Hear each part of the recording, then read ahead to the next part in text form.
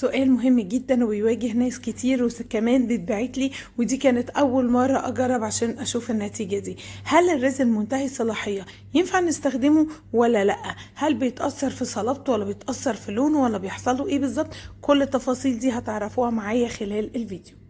الناس اللي متابعه معايا وعارفين ان انا كنت جايبه الريزن دوت ارت ريزن ده، كنت جايباه من امريكا شحن مخصوص لان هو كان بيستخدم ان هو صالح يتحط عليه الاكل امن اكتر. فانا كنت بجيبه بحط منه طبقه كده على الطبق النهائي او شياله الكعك، طبقة رفيعة قوي. بصوا ده كنت جايباه في 2021. بصوا هو في الفيديوهات بقاله كتير قوي. اوكي، انا قعدت ادور على الصلاحية مكتوبة فين، بس الصراحة ما لقيتهاش. بس اللي انا فاكراه ان وقتها كان قدامي صلاحية 6 اشهر، ولظروف خاصة بيا حصلت انا ما لحقتش ان انا استخدمه خلاص. وده اللي احنا هنجربه مع بعض ونشوف يا ترى هيحصلوا ايه. هو كده طبعا احنا عدينا كتير جدا على الصلاحية، يعني تقريبا ممكن يكون بقاله فوق السنتين معايا او كده، تقريبا مثلا سنتين. فانا هجيب ميزان وهبدا اشتغل قدامكم، مالكمش دعوه بالميزان المتشلفه دوت، انا ظبطته يا جماعه بقى امور خلاص. اوكي، فانا هجيب ميزان وابدا اشتغل. لاحظتوا حاجه؟ الهاردنر اول ملاحظه حسيتها من بعد فكره ان الصلاحيه وكده ان هو اصفر جدا جدا جدا، ما كانش كده خالص. ارجعوا للفيديو، هحط لكم كمان في الفيديوهات المقترحه في اخر الفيديو خالص هتلاقوه. ارجعوا للفيديو هتلاقوا الازاز كانت بيضه، ما كانش جواها اصفرار خالص. ده هو هنا ايه، اصفر اورنج، يعني اصفر بطريقه فظيعه. تاني ملحوظة برضو لاحظتها، حاسة ان ريحته زادت، يعني متهيألي ان ريحته كانتش كده. انا طبعا مش قادرة افتكر قوي، بس متهيألي ان هو ما كانتش ريحته نفاذة للدرجة دي. الهاردنر، بتكلم على الهاردنر. خدوا بالكم من حاجة، ان الفيديو ده بجد مهم جدا جدا، هتعرفوا في اخر الفيديو هو مهم ليه. فبجد اي حد ما يستهونش بالفيديو ده ولازم يكمله لاخره. خلاص. طيب النسب بتاعته كانت 2:1، وانا قررت ان انا اعمل حبة صغنطتين كده احطهم في القالب اللي قدامكم ده. هل انا قررت استخدم قالب جديد؟ يعني لا طبعا، انا قررت ان انا استخدم قالب قديم لان انا قلبي خايف الصراحة، وقلبي حاسس ان ممكن اخسر القالب. ممكن الريزن ما يتصلبش، ممكن الريزن يمسك، ممكن الريزن يقطع القالب، ممكن حاجه تحصل خلاص. الا ان هم ما كانوش هيقولوا لنا صلاحيه ومصطلحيه والكلام دوت. فاحنا هنا هنتاكد.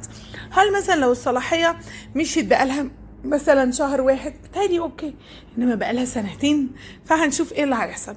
انا هنا كنت طبعا حطيت نسبة الريزن بتاعتي عشان الناس الجداد اللي مش عارفين في الموضوع. كل نوع ريزن يا جماعة عنده النسبة الخاصة بيه. طبعا الميزان بيبقى مقفول، بنحط الكوباية فاضية، نفتح الميزان نحط كمية الريزن بتاعتنا، نقفل الميزان نرجع نفتحه تاني، حاطين كمية الهاردنر، ونرجع للنسبة اللي مكتوبة على العبوة.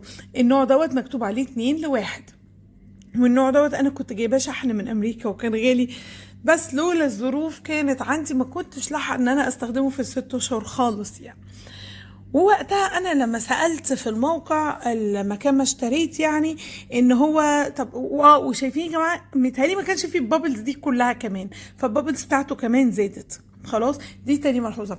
سالتهم ان هو طب بالنسبه للصلاحيه، قالوا لي ان هو بعد الصلاحيه لما تخلص هيتصلب وكل حاجه بس هيصفر.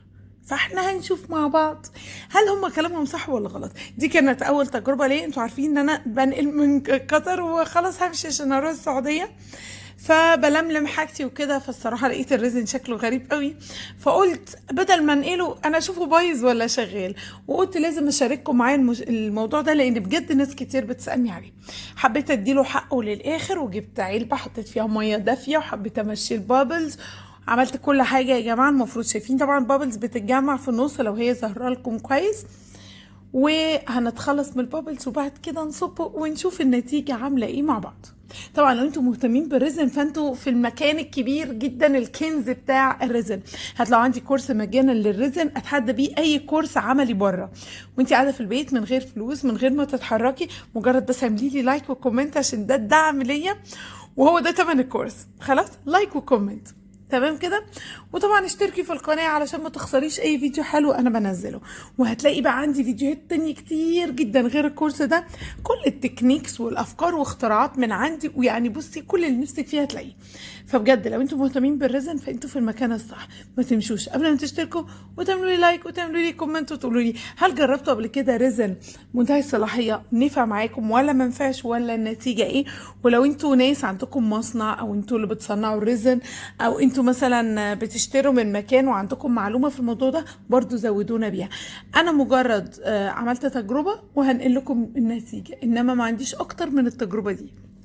خلاص زي ما انتوا شايفين انا صبيته وعملته بالولاعه، وهنا نشف، وهنا يا جماعه بعد يومين او لا هنا بعد 3 ايام لعلمكم كمان. شايفين؟ بصوا الحته اللي طالعه دي انا كنت بحاول اطلعه الصبح اشوفوها بيطلع ولا لا. طبعا ده قالب قديم عشان كده مقطع ومخرم، ده قديم جدا واتعمل بيه ياما يعني. شايفين يا جماعه مسك ازاي؟ هي ملهاش دخل خالص ان القالب قديم فمسك فيه، لا هو انا كنت حطاه في الحته الحلوه، يعني انا عارفه الحته اللي انا بستخدمها قوي والحته الحلوه. شايفين هو الليونه بتاعته زي ما انا بتنيه اهو، هو ما تصلبش، هو نشف، يعني بيبصم لا ما بيبصمش، نشف نشف، بيلزق لا ما بيلزقش، انما ما تصلبش، ما طلعش من القالب اساسا، يعني هو مات. وفي الاخر نطلع بمعلومه مهمه جدا جدا جدا، لو عندك ريزن منتهي الصلاحيه استغفري ربنا ان انت ما استخدمتوش وضيعتي فلوسك على الفاضي، واستعوضي ربنا وارميه علشان تحافظي على وقتك ومجهودك والوانك وجليترك وحاجتك، وكمان القالب اللي هيبوظ في التجربه الوحشه دي. يا رب يكون الفيديو عجبكم والتجربه دي فادتكم وتنقذ لكم القوالب بتاعتكم ان شاء الله. استنوا فيديو جديد، سلام عليكم.